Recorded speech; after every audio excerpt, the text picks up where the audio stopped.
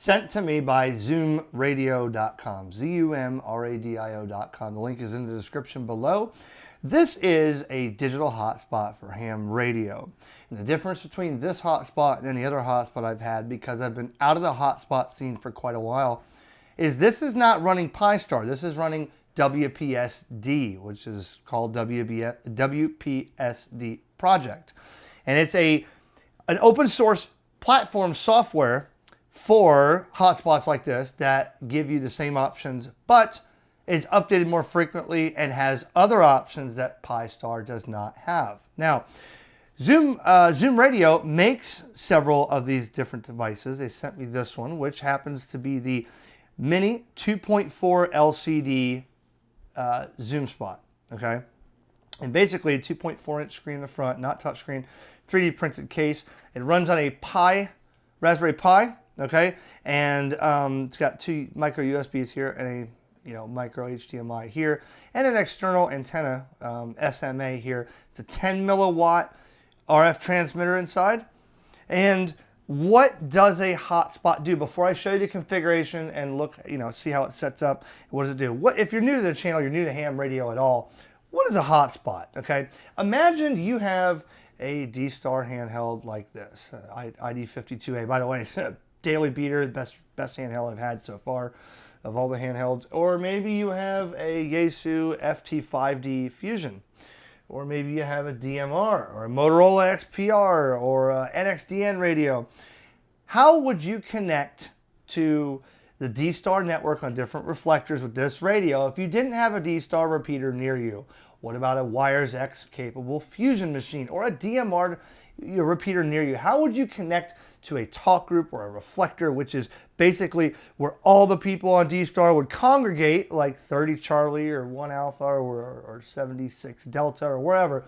Those are reflectors for D-Star, or rooms or servers or reflectors for Yaesu or talk groups or DMR, right? How would you connect to something at your house where you have Wi-Fi and a radio, but you don't have a repeater? Well, the answer is a hotspot, okay? This hotspot will do all the digital modes. It'll do D-Star, DMR, System Fusion. It'll do NXDN, P25, DAPnet, POXSAG, M17. It'll also do cross modes from like DMR to Fusion and DMR to NXDN and more, all right? So basically, now, instead of having a repeater, you would have this little hotspot here. Your radio is going to transmit to this. It goes over the Wi-Fi to the reflector. Everybody on the reflector or repeaters that are connected to that reflector transmit, and the signal comes out of this happy little box on RF back to your radio, okay? This is not a dongle type where you're using nothing but the computer. No, this is RF, okay? That's for the simple terms for somebody that say, well, what is this video on a hotspot? Now, I've had hotspots back in the day, a lot of them, nano spots, jumbo spots, zoom spots, wet spots, dry spots.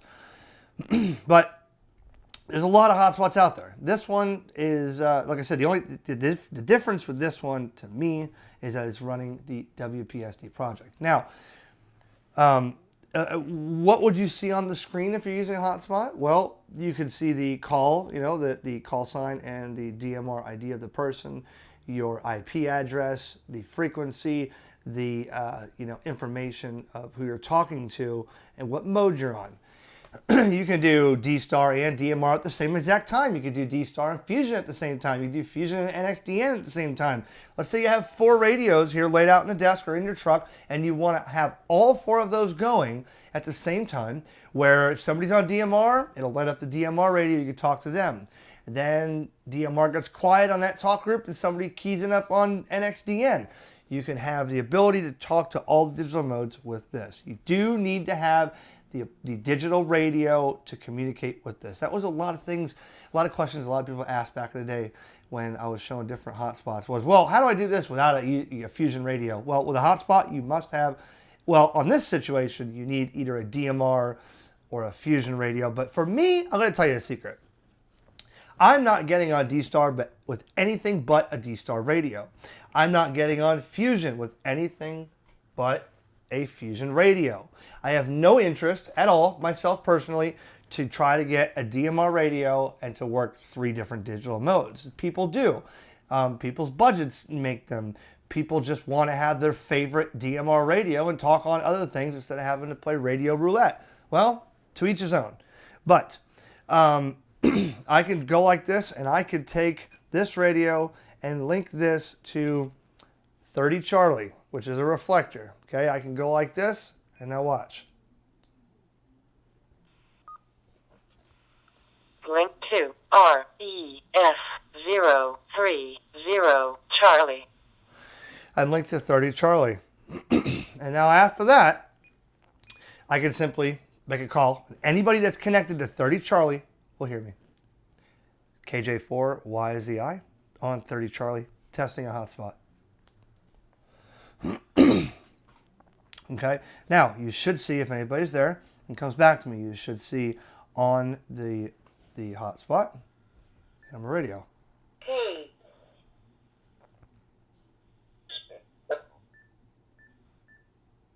N8LN. It's an 8LN, okay. Let me try him. N8LN, I can not hear you. I saw you on there, KJ4YZI.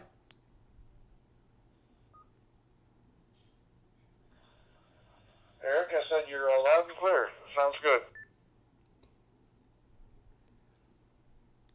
Very good, buddy. Maybe for video's sake, you could tell somebody where you're located and what radio you're using.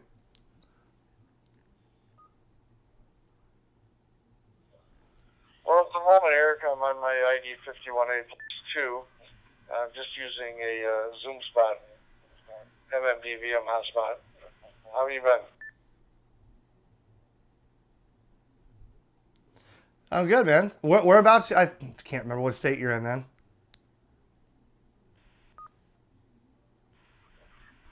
Normally in the state of confusion, but today I'm in Michigan, Battle Creek, Michigan. Battle Creek, Michigan. That's it. So say I am connected from Battle Creek, Michigan to Vero Beach, Florida with this handheld right here. That's what a hotspot does. This is the WPSD digital voice dashboard. Okay.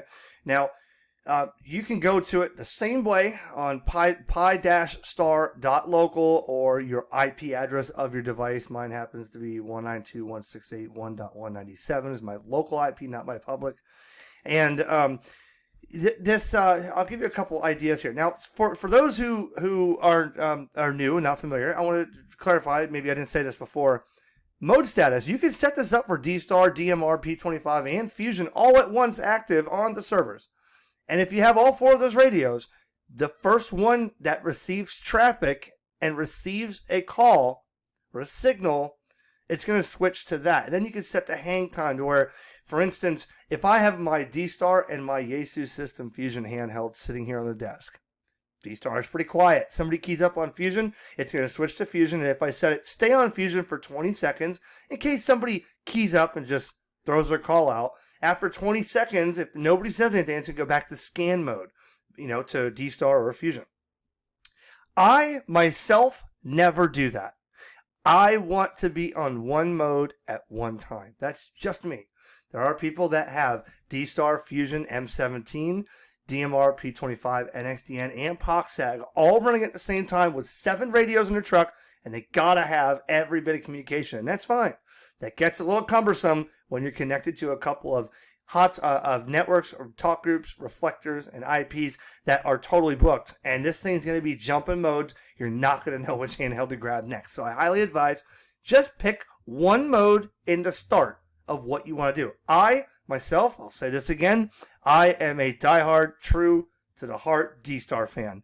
I haven't used my Yaesu System Fusion handheld on Wires X in about a year. I have not used DMR in several years. I got a DMR radio sitting right over there. It's a dual band, and I don't use DMR much. I've had all the RFinder DMR smartphones until they went to the B1X or whatever it was, but I love D-Star. D-Star is where it's at for me, and that's what I like the most. Now, on this page here, your dashboard, okay? As people call and come up, you're going to see them right here, current and call details here.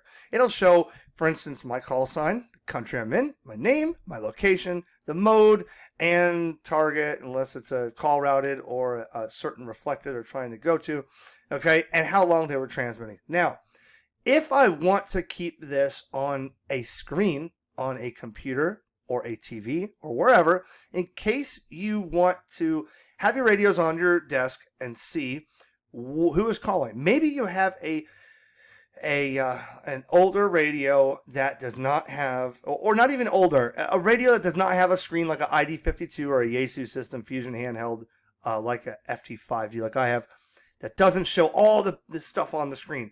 Maybe you want to go to live caller. Now, anybody that transmits and comes in right now, you're going to see their call sign, country flag, name, location, mode, packet loss, and transmit duration. Okay, and that could be cool if you got your TV on your ham shack or you're visually impaired and you can't see your handheld much, or your handheld just doesn't display that. There you go. Okay, I will go back to the dashboard view. I don't really look at this. I set it and forget it. I'm a Ron Popeil kind of guy. All right. Now, if I go into admin, we're just going to log in here real quick to the configuration. Okay. There's a lot of sections here. Like if you want to go to the Brandmeister or the D-Star Manager here, I could change the reflector right here and link. If I want to link, I could do this all here. Because I only have D-Star enabled. If I want to enable Brandmeister, TGIF network, Yaesu System Fusion network, I can see all that stuff here. If I go to configuration, I'll show you real quick. This kind of looks similar to Pi-Star. There's your host name of the device. That's why the IP or the website, the web address of the web interface is pi-star.local. If I want to change this to KJ4YZI, it would be on the web page KJ4YZI-local. That's, I have no reason to change that. Leave it alone. Node call signs. You put your call sign, your DMR ID here, if you have an NXDN ID here. The radio mode for this one is simplex. Okay, I have a dual hat duplex modem in my truck, which is not affiliated with this company at all. I'll show that in the next video. I don't really see the need to have to do that, but that one, I'm using it like a repeater. I'm transmitting and receiving 5 megahertz apart. This one, for this radio here, this Hotspot, simplex. The frequency, this came out of the box with this, and a lot of this I didn't change. Radio modem type. It's a single band Raspberry Pi hat. But if you have, this is why this is here, because if you have this set on something else that you built, say, if you have this on a SkyBridge by Bridgecom, you're going to set it here. If you have this on a Open GD77 DMR hotspot, which I'm not sure what that is, sounds like a Radioddity hotspot, GD77 or GD88. I forget what that one is. The Genesis. No, that's not your Sega, guys. You want to set this here, but I'm going to leave that alone. Okay. I just set my time zone, and then I come down here. And location, so that I did not set. Maybe if you're using APRS, which I'm going to turn off. I don't really need to use APRS on here, but you can. And what that does is, if you want to be seen on the APRS network, when you're using a certain digital mode, it'll put you on there. And you can select your APRS symbol here. I like traditional APRS on 144.390 on VHF analog with an APRS capable radio, like the Kenwoods and specifically the Yaesu, who continues to put traditional APRS in their radios, and I love that. That's how I use APRS, not through a hotspot. If you want to, you can. Okay, so radio modes. Like I can turn all these on if I want. And here's the hang time I was telling you about. RF hang time and net hang time, right? So if you wanted to keep D-Star, this is 20 seconds here, and it's going to go back to an idle mode. Idle mode meaning if I had other modes checked here, it's going to start going, okay, let's listen to all of these. And the first one that has traffic, I'm going to switch to that mode so that your DMR radio is hearing, and that's how that works. Radio cross modes. This will do Yaesu to DMR, Yaesu to NXDN, Yaesu to P25, DMR to Yaesu, and DMR to NXDN. Again, I just explained it. I don't care for those. That's just me. If you don't have a Yaesu System Fusion radio, but you have an NXDN or a DMR, here you go. Set this right here, and you can talk to Yaesu System Fusion networks on a DMR radio, and vice versa. Okay, that's just not for me. The rest of this I really never played with. I really never messed with it. Okay, you can invert your display or rotate or scroll the display, whatever you want to do, depending on the display that you have on your device. Again, if you're using this WPSD image on anything else than what I'm using right now that it's loaded on, your options may change because you may be on something with a 25-inch screen. Okay.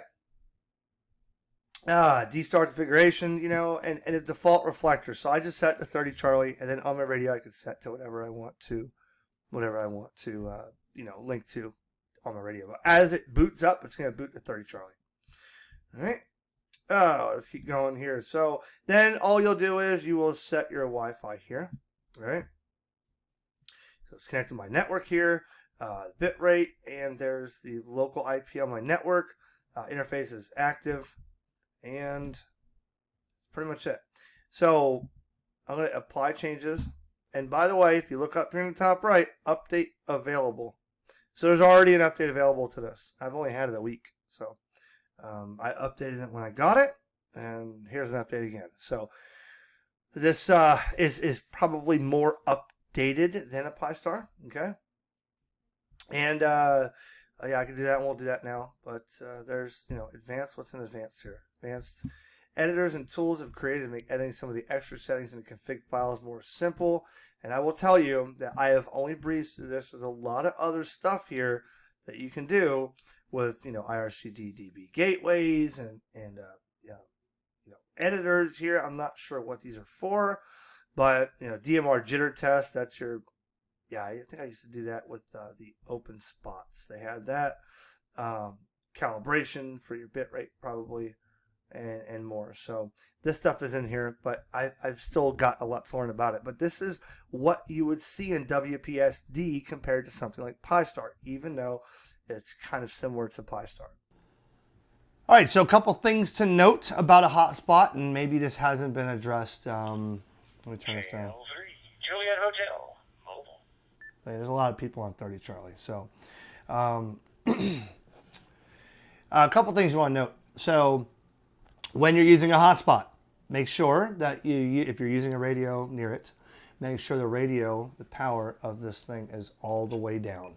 You can see I am on super low on my ICOM ID52 because you will overload with RF. You'll overload the receiver of this hotspot, and it will not do you any good. I know some people think, man, I gotta have full mic gain and full power. Wrong. That's gonna ruin this thing. Nobody will be able to hear you. All you'll be is just broken up on the network. With this on super low, I could be 400, 500 feet away from my vehicle at a job site and be talking across the world, okay? You don't need a lot of power. If you're using a 50-watt radio in your vehicle and you got this thing on the dashboard, it's not gonna work out fine for you, I promise you that, okay? Number two, you wanna make sure that you have this connected to a consistent power device that will keep power to it when you're using it. Why do I say that? Well, this is what I'm connected to is a little battery bank. This will run this thing for 4, 5, 6 hours. It's only a 4,000 milliamp hour battery bank, right? Standard USB battery bank.